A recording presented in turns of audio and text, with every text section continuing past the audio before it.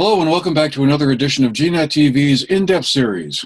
I'm Andrew McKeever, the news director at GNAT-TV's News Project. It's a pleasure to have you with us today on Monday, March 8th. It's also a great pleasure to be joined in our virtual studio by two of our state representatives from the Bennington County 4 District.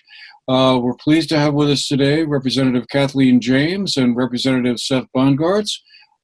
Together, they represent the towns of Manchester, Arlington, Sandgate, and part of Sunderland in the state legislature. And really pleased to have the two of you here with us today to share your observations, thoughts, and thinking on how things have gone so far in the legislature this session. Now that we're rounding the halfway point, I guess, with town meeting now just behind us and the second half about to begin.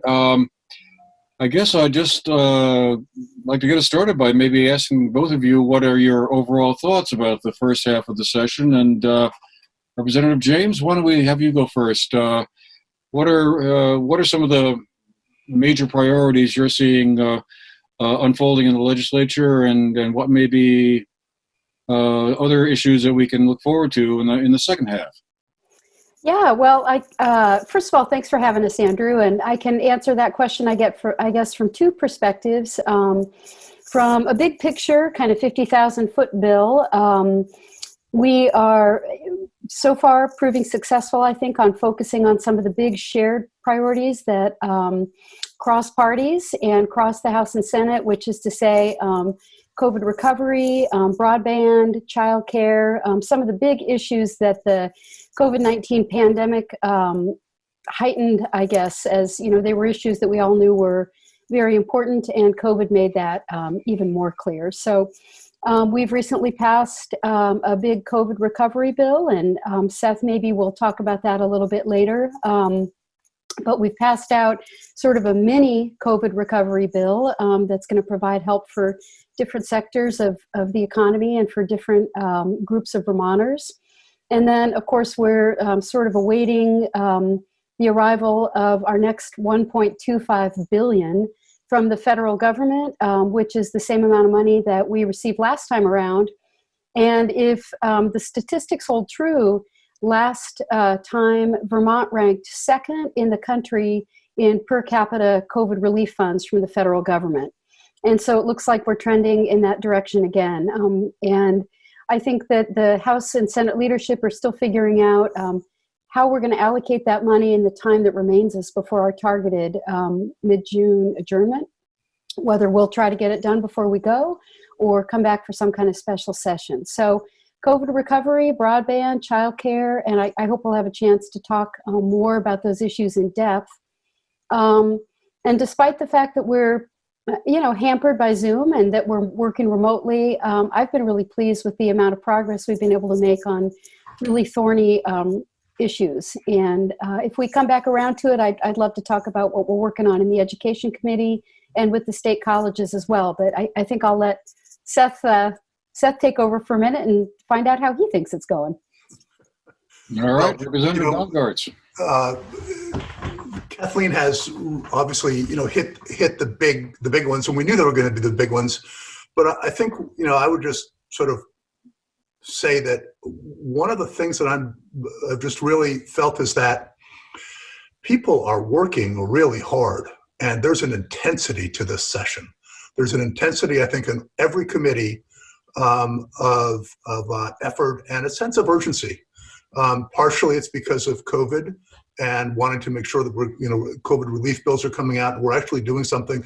But I just have a sense, partially with this new group of legislators, I'm not saying this about me, I'm talking about what I'm observing about all the new legislators is, just, and I don't mean to only single out the new ones, but they're part of it, a sense of urgency, that there's a lot to get done, a lot that needs to happen, and people are really connected. And Kathleen and I, we talked a little bit before we started here.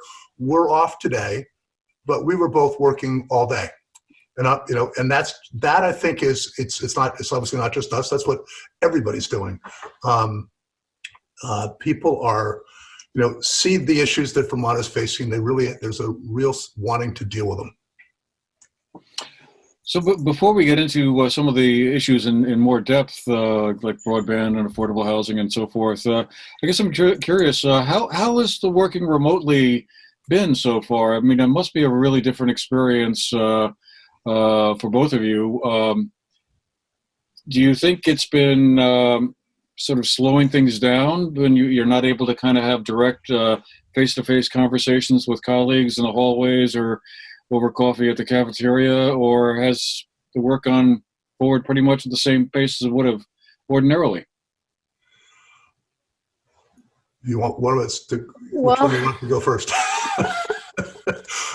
I guess I could compare it to last year, even though, last year was my first term, so it's not as though I have dozens and dozens of years to compare it to, but I've been surprised at the pace that bills, speaking from the education committee perspective, we're moving through bills as quickly and as thoughtfully / quickly as we did last year when we were in Montpelier. I don't see a big slowdown, and to me, how people have simply made up for the fact that we're working remotely is by working longer and harder. So, reaching out to folks after hours, lots of emails, lots of working on the weekends, because I think there's a sense that we're in kind of a moment of crisis and opportunity that we really can't let go.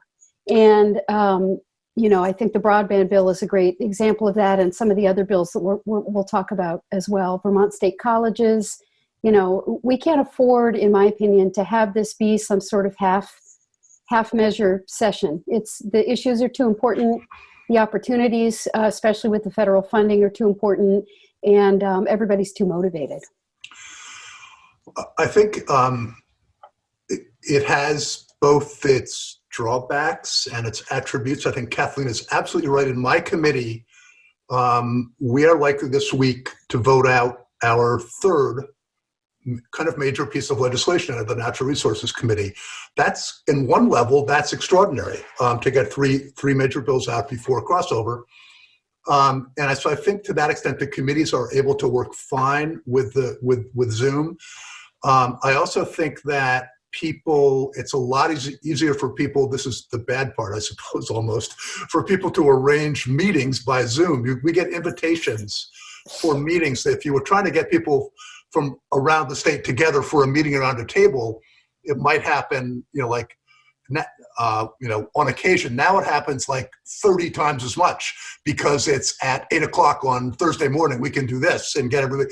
And so that's kind of endless. The other thing about it is the part, you mentioned it, Andrew, in a way, the part about, not being able to have lunch with people or just see them around the State House and talk to people is you can get siloed.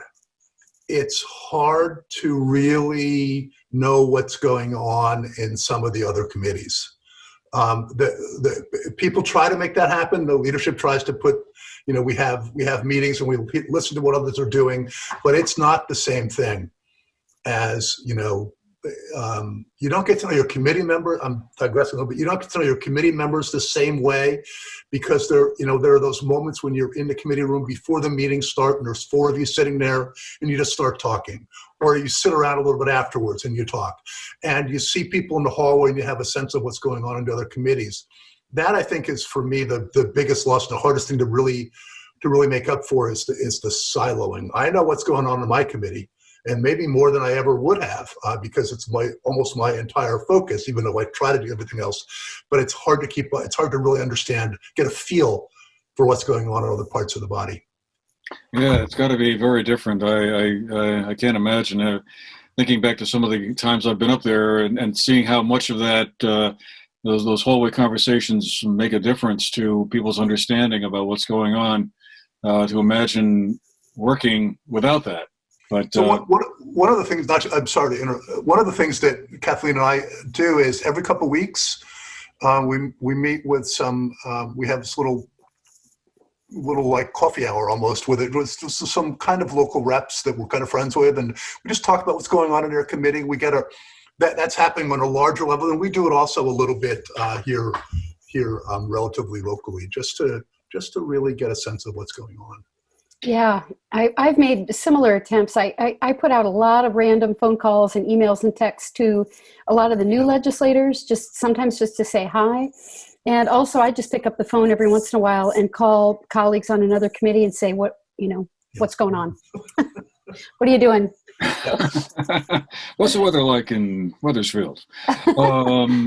Anyway, well, let's tackle some of the list of issues here that you've all mentioned and have been under discussion, well, at least the past year anyway. Why don't we start with the broadband one, because that seems to be a bit of a game changer potentially in the COVID relief bill that the Senate just passed, going back to the House of Representatives. Very likely, however, to pass there and get President Biden's signature and bring 1.2 or 1.3 billion dollars. $100 million of that, I understand, if I heard the governor correctly last week at one of his press conferences, was going to be allocated towards broadband improvements here in the state. Is that enough to really kickstart things to where we would like to see them be, so that issues like telehealth or education, just communicating in general, really get improved quickly? Well, it's better than not having 100 million. But I can talk a little bit about, and I didn't mean to be glib, but the true cost, and I always feel like I need to confirm this number, but the true cost of the state or the federal government building out broadband to all the last mile homes and regions and roads in Vermont is, as we know, far more than 100 million. But the 100 million, I think, will certainly go a long way. And the broadband bill is sort of an interesting construct. I checked in with a friend on the committee today because I knew we'd be talking tonight. And what it sets up is both grants and loans to support our regional CUDs. And I think there are 9 across the state right now, with our Southern Vermont CUD being one of them. And the loan part of the program is to go to CUDs to complete all of the pre-construction work. So feasibility studies, poll surveys, business plans. So CUDs will be able to apply for loans to do the 20% of broadband build out that's pre-construction, everything to get the poles ready to string up. And then loans will be provided to either CUDs or an internet service provider who's working with a CUD. So a private ISP can't just come in and snap up a loan. You have to be working through a CUD. And hopefully that strategy will provide our CUDs with the support they need. I believe the bill also includes some more technical assistance and staffing support at the Department of Public Service to help our CUDs, but I would need to check on that. So, whether the answer is quickly, I can't say. I think everybody is frustrated with the pace, but this will certainly allow CUDs to move faster than they would have without the funding. Seth, did you want to weigh in on that, or? No, I think that's a good explanation for it. That is. Okay. I was also fascinated by the article in VT Digger today about Starlink and satellite internet connectivity, which seemed like that might bypass that whole quote-unquote infrastructure issue, although the $600 startup cost might sort of slow some folks down a little bit, I guess, but that's certainly a technology that you could easily see being part of the mix. I guess just to move on, since there's so many things to talk about here in the time we have, want to move on. Another big issue, of course, that's come up repeatedly is the whole question of affordable childcare. Are we seeing any progress being made in any bills that would address that issue, which I know has been a big struggle for a lot of folks here in the state, juggling childcare and trying to hold down jobs?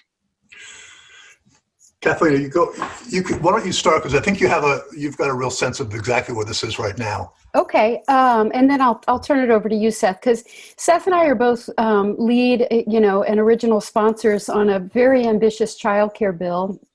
That's H-171. And the Human Services Committee has really been taking a lot of testimony on that. And I say ambitious because the ultimate goal of this bill is to provide access and affordability to the point where no Vermont family pays more than 10% of their household income for childcare. So that's a very ambitious goal, obviously. So that part of the bill has gone into, not surprisingly, a funding study to get a better handle on exactly how much that would cost, how it would interface with our current systems, what it would take to make that happen. So that has become a study. Another very important part of the bill focuses on support and workforce development for our early childhood educators, because they're highly underpaid, not as any measure of their worth, but because the system can't afford to pay them more.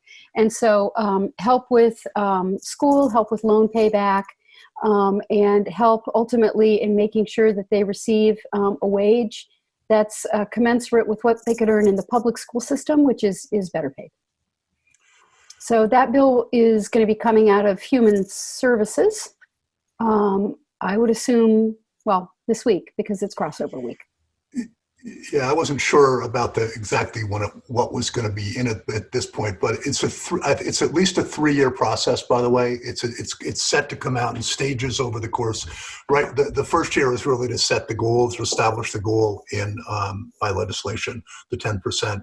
And I do know that the cost estimates are at this point kind of all over the place, which is why that portion of it has gone into study to make sure we really understand it. But I'll just add on to this. We talked about this once before, I think, when the three of us were chatting, but Kathleen and I and others met with the child care providers in Bennington County before the session started.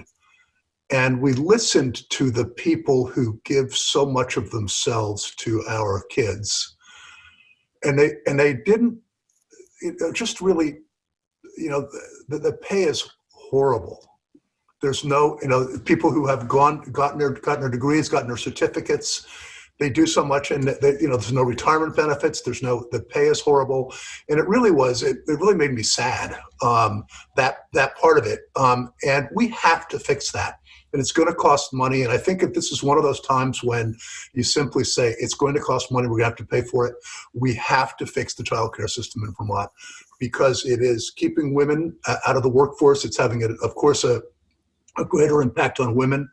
What it does to the failure to have that opportunity for kids who really need it sets them back in a way that in many ways they can never catch up on with for the rest of their lives. And it's just really, if you look at it just from a dollars and cents perspective, it's really hurting our economy. And it's not going to be inexpensive, but it's one of those things we must do it for all of those reasons. When you think about it, the two issues we just talked about are a key part of our economic infrastructure, broadband and childcare. And so it's heartening to see in a session that's completely constrained by a pandemic and by Zoom, that these are two big bills that are moving forward and gaining a lot of support. I think there's huge support within the legislature for really doing something serious, not just little incremental nickels and dimes here. We got to fix childcare. Yep, and across parties. This is not a party issue at all, and neither is broadband. We could probably talk for an entire program about this issue, because there's so many fascinating aspects to it. As to whether a free market solution where you simply pay people who want to go into the profession more and then drive up costs is the way to go, or really is the ultimate solution much greater expansion of government services, like you would see in European countries, for instance, where this is simply not an issue because there is child care support already in place. But I've got a long list of questions here, so I'm gonna have to leave it at that. But that's something we'll have to return to, perhaps at a future program or whatever. Families can't afford to pay more, though. So I'm sorry? I said families can't afford to pay more. No, yeah, I know, but yeah. All right. Well, related to that, is the affordable housing question. And I know we've discussed this before as well, but is there anything moving on that? I mean, I know there's a housing bond bill of some sort under consideration in the virtual state house. Is that the case? Is that going to supply some money to potential housing developers to go out and build some badly needed affordable or workforce housing? Is that's happening on the Senate side, I believe. It is, and I'm not sure whether that's gaining traction in the Senate or not right now. I haven't heard much about it. Yeah. The one thing that we included in the recovery bill, the COVID recovery bill that we just passed, is that's H315, and that included a pretty significant slug of money for the Vermont Housing and Conservation Board. I think 10 million, but I would have to look that up. And with more to come, actually, I believe. With more to come. Yep. So I think funding for VHCB to not only create new housing for homeless Vermonters or people who are now at risk of being homeless thanks to the pandemic, but also they do amazing work to build affordable housing as well. So I think funds are going to be flowing to VHCB. And I haven't heard, and I should have checked into this, I haven't heard about the bond idea. Yeah, I don't want to say it's not gaining traction, but I have a feeling it's not because we haven't heard about it. But there might be under the radar in the Senate more going on than we know. Yeah, I think it's going to be that funneling of federal dollars to organizations like VHCB. And keep in mind with VHCB that usually what they're doing is they're not funding whole projects. They're usually coming in and closing the gap. So 10 or 20 or 30 million more in VHCB can actually go a long way and build a lot more than 10 or 20 or 30 million dollars worth of housing. They kind of come in at the end and help close the gap.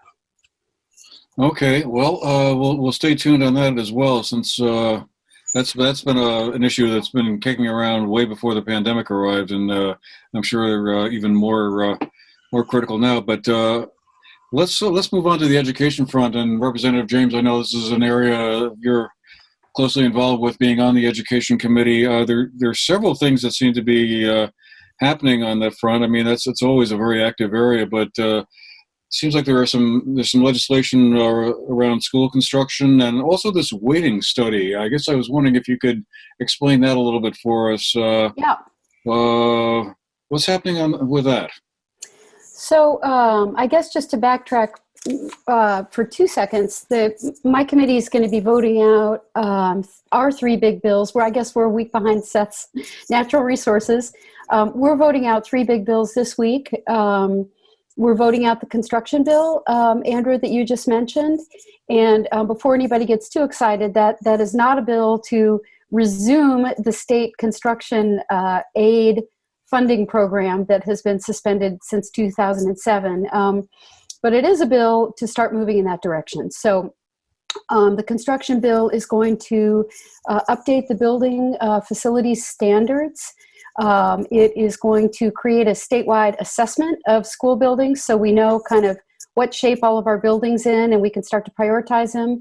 And then it will study the funding to look at how other states are currently funding or helping schools and districts with their capital needs, because we're the only state in New England right now that doesn't provide some sort of aid to districts with those kinds of building needs. So that's the construction bill. We're going to pass out a big literacy bill, and we're going to vote tomorrow or Wednesday on the community schools bill. So that's what's happening on the House side. And the waiting study is starting in the Senate.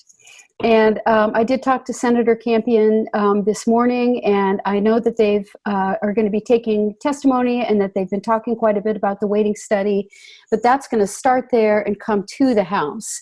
And for kind of the 101 on that, Vermont has a system in our education finance metric by which we weight the cost of educating different categories of students.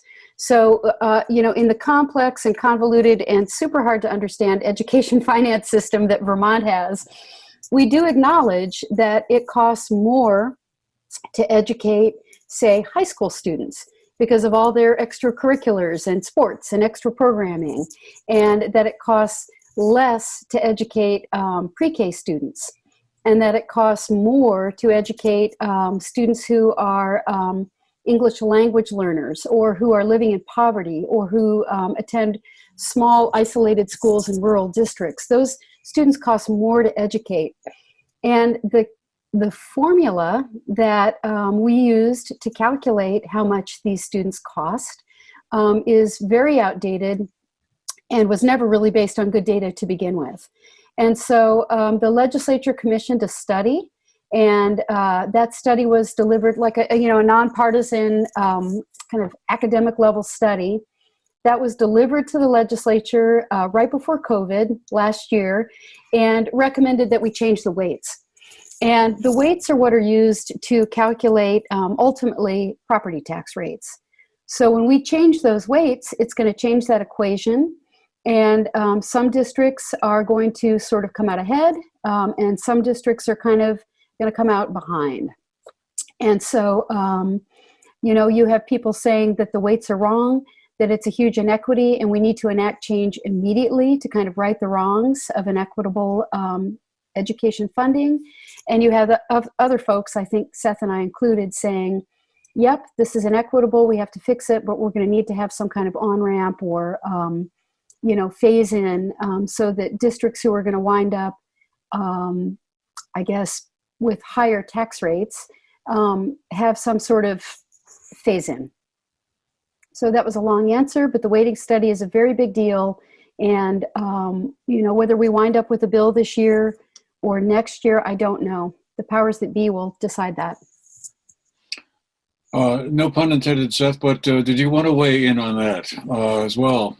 No, there's nothing to add to that. Kathleen did a good explanation. It's gonna, that is a bill that is gaining traction, and partially our friend Laura Sibilia, is one of the drivers, just saying, we got to take this seriously.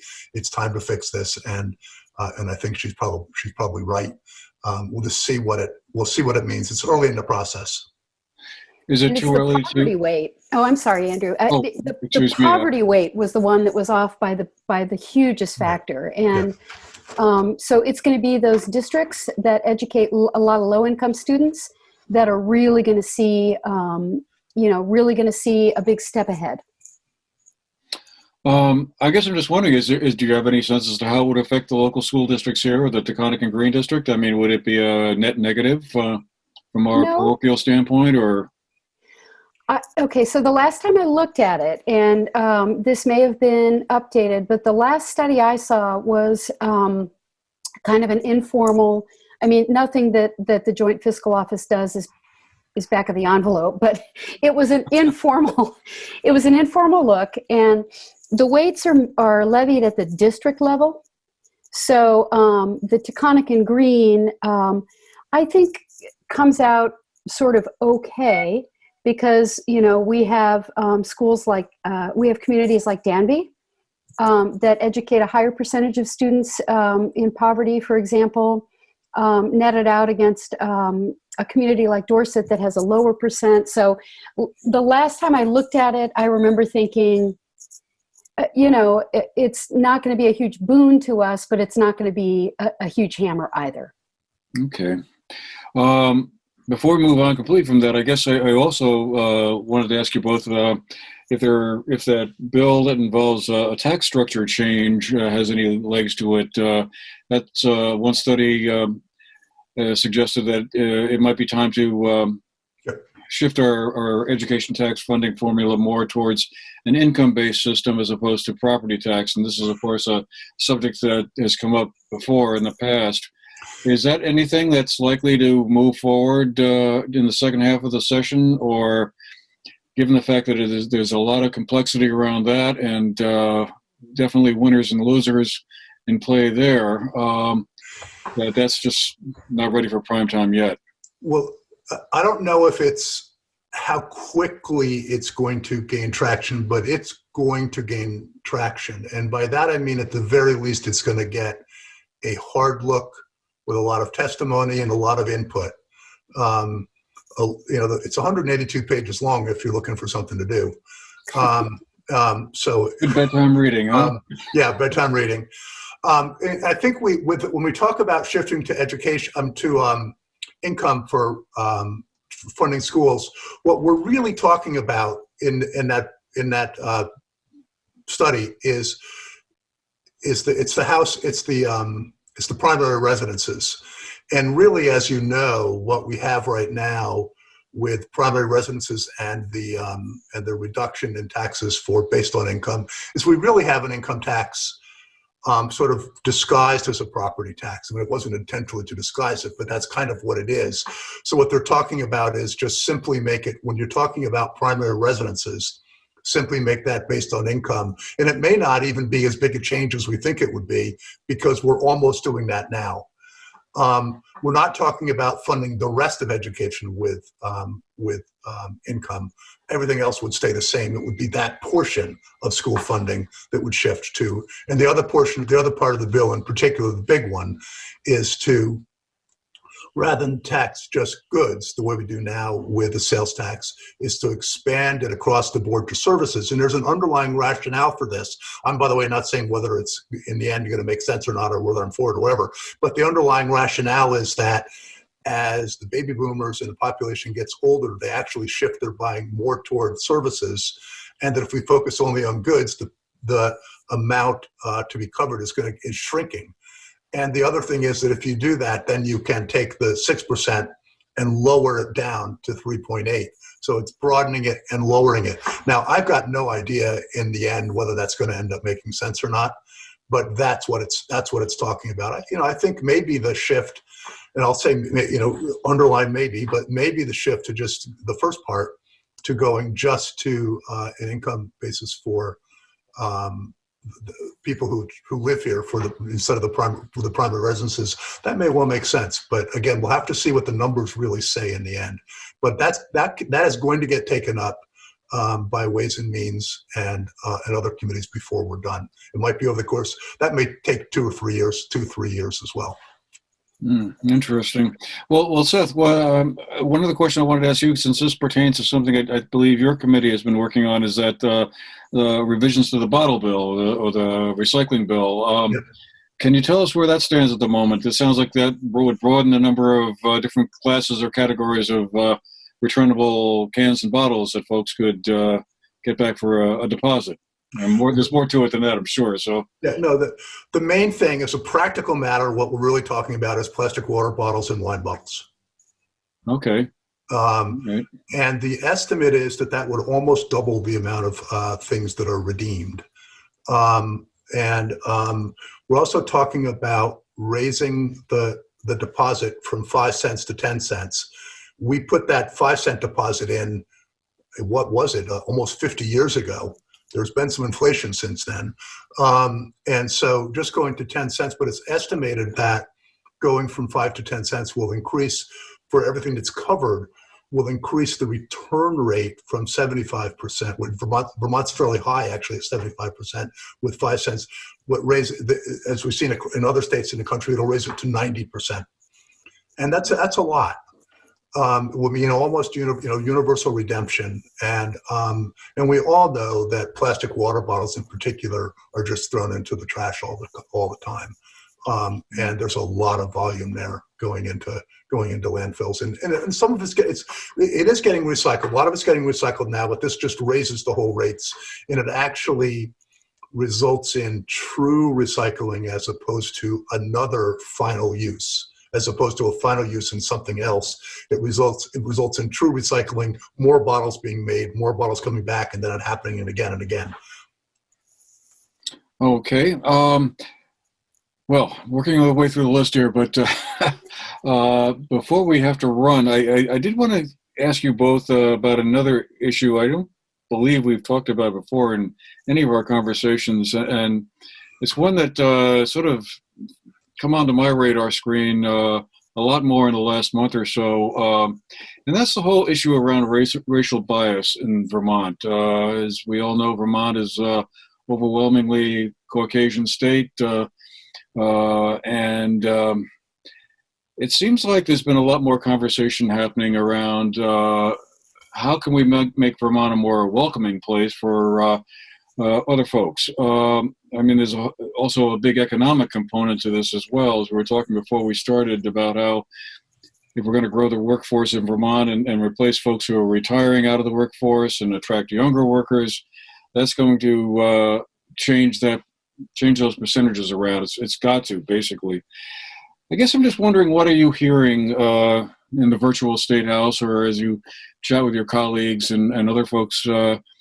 Is this an issue that's really beginning to kind of bubble up into something that its time has come to really tackle in some way or another? Yeah, I mean, the Social Equity Caucus has now become, I think, the largest caucus in the legislature, rivaling the Climate Solutions Caucus. And we meet every Wednesday morning. And I think that there is a lot of energy around advancing bills this year that advance, racial justice and that take a hard look at equity. And I think that many, many bills are getting looked at through the lens of equity. And a couple of the bills that are moving that I wanted to, that I could talk about a little bit. I don't know how much time we have, but and these are bills that I sponsored or co-sponsored, obviously, which is somebody else's bill, and you add your name as a sign of support. But three of the bills that are moving along right now, H-196 would give some support in terms of staffing to the Office of Racial Equity. Right now, the Office of Racial Equity equals Susanna Davis. That's it. And this would provide her with 2 FTEs. And I know that bill is not only moving along, but I believe supported by Governor Scott and his administration. So I'm very hopeful about that. So that'll give some capacity to the Office of Racial Equity. H-210 is, I think, a really important bill that the Healthcare Committee has been taking testimony on. And that's a bill that looks at healthcare equity and health equity in Vermont. And we all know that, BIPOC Vermonters have been hit harder by COVID. They have higher infection rates and higher death rates and less access to health care, here in our state. And these are examples where data, clearly shows a very stark inequity. And so you need policies, to rectify that. And H-210 is a pretty broad bill that would establish an Office of Health Equity in Vermont to take a look at these issues. It would really beef up our data collection so that we know what's going on in terms of health inequities in our state. It would provide grants to programs that promote health equity to BIPOC Vermonters and other communities like LGBTQ Vermonters. And it would also require medical practitioners when they're relicensing to take 2 hours of cultural competency training. So that's bill number 2. And bill number 3, which is also clipping right along in the Commerce Committee, is H-336. This is another one that I think both Seth and I added our names to. And that would beef up the technical assistance and support within the Agency of Commerce to BIPOC business owners in Vermont. So in terms of, there was a survey done, and it turned out that Black Vermonters who own businesses or self-employed really didn't have the level of support that they need from the state. So when we did in our last COVID recovery bill, when we provided $5 million in funding to women-owned and BIPOC-owned businesses, there was an infrastructure, there was a mechanism in place to let women know about those grants. BIPOC business owners didn't have that same information infrastructure. They didn't know the grants were available. And so this is a step toward rectifying that. So, when you talk about institutional and systemic racism, the way to fix that, is through policies that are anti-racist, that undo that. And so anyway, that move you in the right direction. And so I'm seeing a lot of energy around bills this year, and it's very heartening. The other part about this as it relates to legislation is it's also getting just inserted in bills that you wouldn't think of as bills that would affect this topic. I was just reading this afternoon, preparing for what's going to happen after crossover in my committee, where we may take up an Active 50 bill. The bill as drafted has some language in it that talks about when projects take place. One of the things kind of on the checklist you have to look at is it negatively impacting a subset or a group of people? And obviously what that's talking about, the worst case scenario would be something that we have seen across the country in times past, where when development takes place, it's the poor people who take the hit, or Black communities, or whatever. And it's really to make sure that it's just, so my only point is you're going to see it inserted in other bills like Act 250, just to make sure that's a consideration. Are people being treated fairly by this? There's one class of people or one group of people being negatively impacted. So that's going to be there too. But I think you mentioned this, Andrew, the other part of all of this is, you just have the notion of the basic justice that we were talking about and Kathleen was talking about. But, also as a very practical matter, Vermont must be a place. We've got, our demographic trends aren't great, as we all know.